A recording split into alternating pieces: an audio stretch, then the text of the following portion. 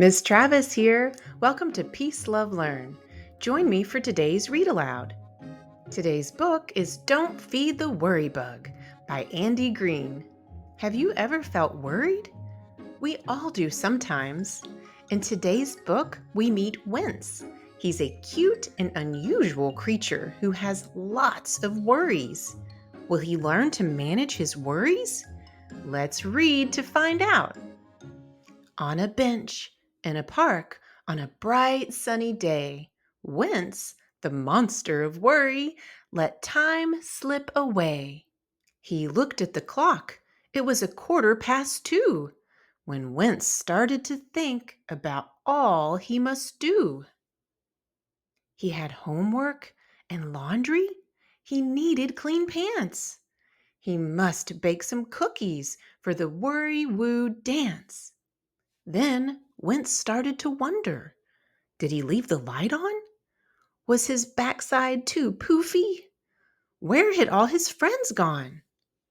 And his worries kept growing till he heard a soft buzz that made goosebumps appear, for he knew what it was. There was only one creature that made such a sound. Around monsters that worry, it could often be found. Some call it the worry bug, and this is for sure. If you feed it a worry, it will always want more. Bzz, bzz, Wince heard as its noisy wings flapped. It flew up and down as he shooed and clapped. It flittered and fluttered around Wince's ear. In the blink of an eye, more worries appeared. Did he feed his fish Ted? Did his dog eat a bone? Did he send all his woo mail? Did he bring his bike home? Should he go to the movies? Would he get a good grade? Will the weather be nice for the Woo Town parade? And with every new worry that came Wince's way, the worry bug shouted, "Hip, hip, hooray!" For the more that Wince worried, the more the bug grew. It nibbled and munched on his worry-filled stew. Wince said to the worry bug, "Perhaps you should leave." He asked quite politely and even used please. Yet the worry bug stayed, for the two of them knew that Wince would still worry. That's what he would do. As day turned to night, Wince got ready for bed. The worry bug yawned and laid next to his head. But its buzzing kept Wince from going to sleep. So he tossed and he turned and he tried to count sheep. While thoughts of what if, could be, maybe, and might made Wince worry more. He was worried all night. When morning arrived, Wince looked up and gasped. The worry bug had grown.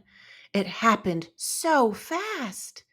It used to be tiny, an annoyance quite small. Now it covered his kitchen, the ceiling, and wall. The bug's belly gurgled. Full of worries it was.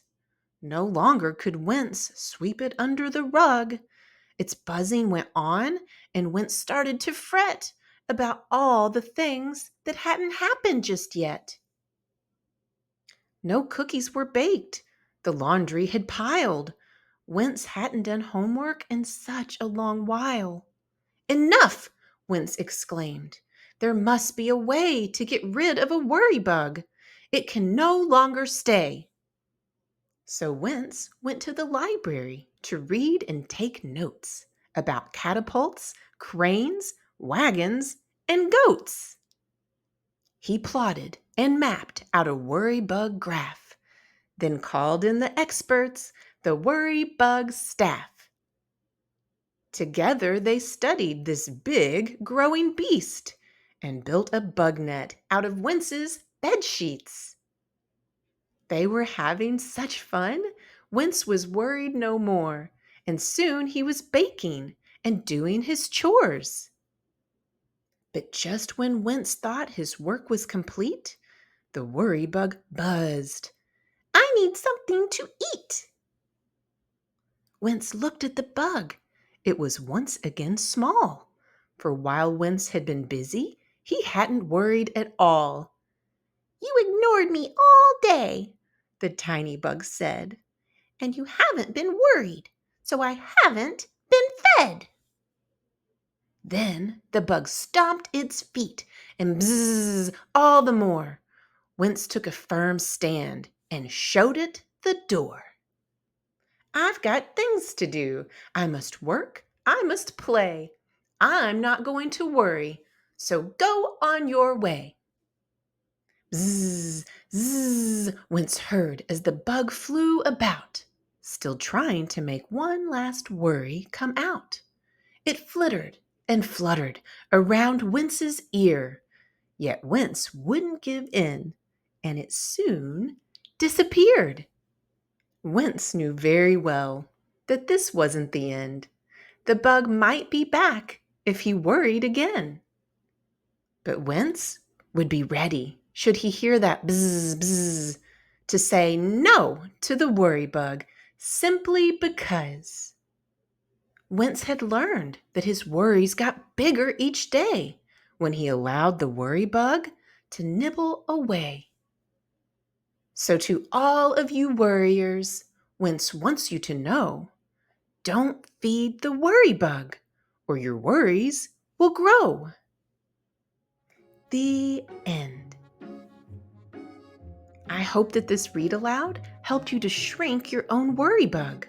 This book would make a great addition to your home or school library. Purchase this book by clicking the link in the description. Thanks so much for tuning in. I can't wait for us to read a book together again next week. Much love and toodaloo until next time.